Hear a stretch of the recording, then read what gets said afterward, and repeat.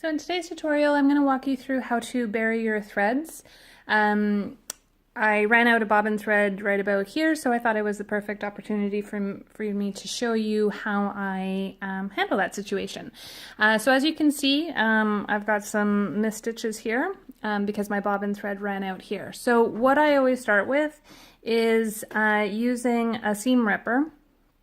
I just come in and I unpick some of those stitches. Now the reason why I'm doing that is so that I have enough thread length to be able to knot it and then bury, because you need a little bit of wiggle room to maneuver. So I'm just unpicking some of these stitches, making sure I don't break the thread, and making sure I obviously don't go through the fabric either.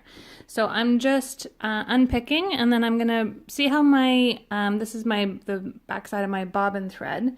It's very short, so I'm just trying to get it to a length where I have enough room to maneuver, to tie the knot, and then also use the needle to bury it. So I'll show you what I mean in a second as I just continue to unpick these stitches. Now the reason why I use this seam ripper versus I have another one that's very, very sharp, is because I'm just looking to unpick the stitches. I'm not looking to break the stitches.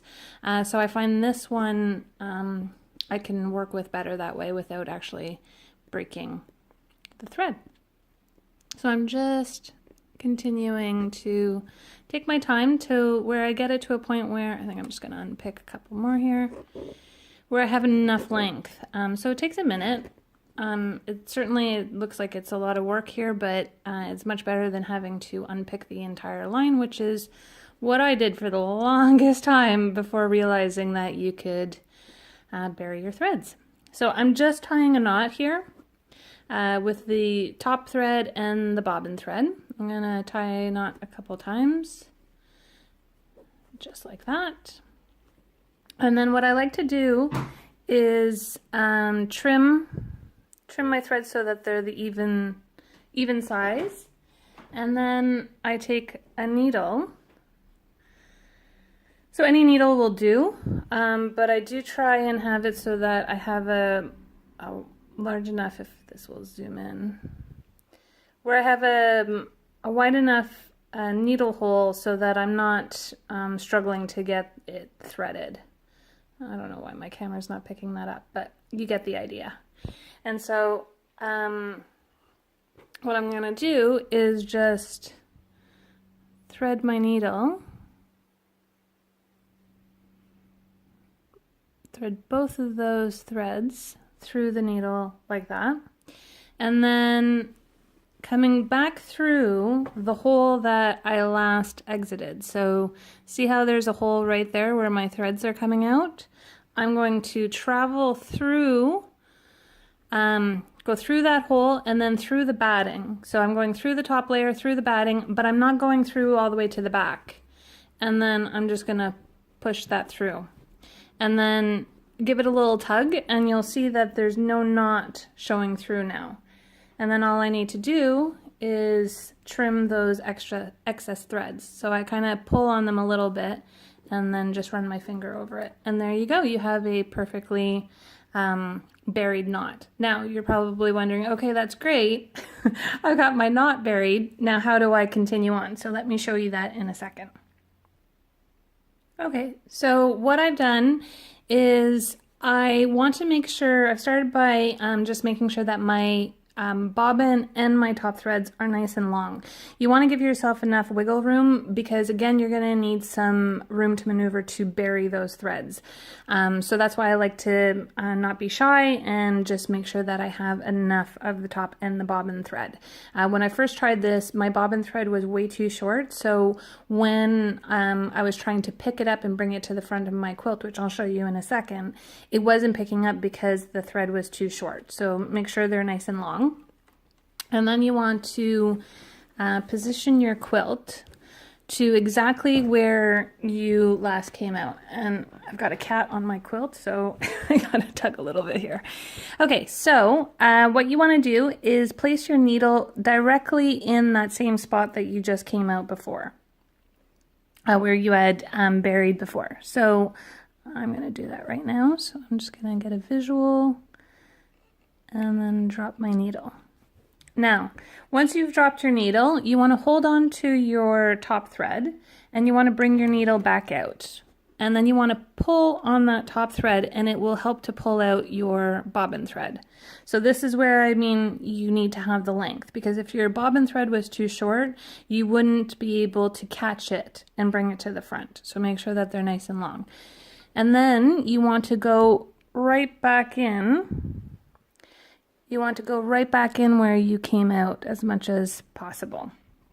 And then lower your presser foot. And then what I do is I lower my stitch length to 0 and I take a couple of stitches. Now what this does is it knots your threads for you. And then you can just put it back to your regular stitch length, which for me is 3 stitch length of 3 that I've been using on this quilt. And then holding those tails so that they don't get caught back in, you're just going to start quilting as you normally would, and then just continue on until you've actually stitched your entire length. And now, I'm coming actually to the end of this side. So what I'm going to do is I'm just going to lift my needle back out, and I'm going to pull. So I'm going to pull to give myself a little bit of extra length here on my top thread, and I'm going to snip that. And then what I want to do is, using my seam ripper, or you can use your scissors too, I just pull on that top thread and it helps pull the bobbin thread to the front, so you can start to pull on that. But first, hang on, I forgot, I got to clip my bobbin thread. So I'm just gonna pull on it a little bit, give myself some length to work with, and now it's free to come to the front. So I pull that to the front, and then like I did at the start, I'm just going to tie this in a knot. 1, and then another 1, 2, and then again I even these out so that they're the same length. I just find it easier to thread my needle when they're all the same length, but you don't have to if you find you can thread it, not a problem, when they're various lengths. And then, oops, make sure they're both in there.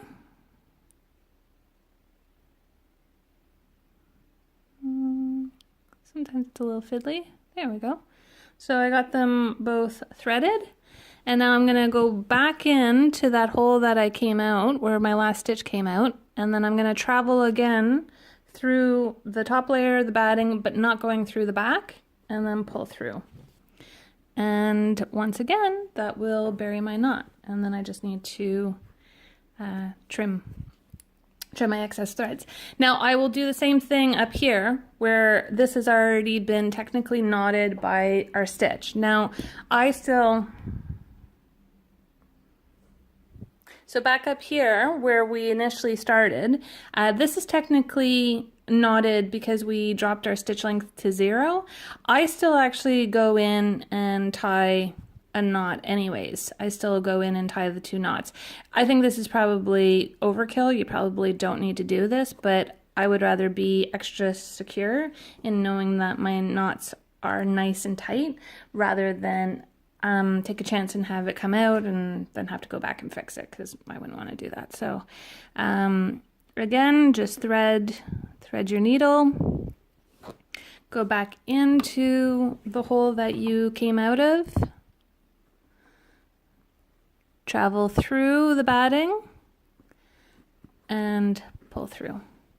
And it's as easy as that.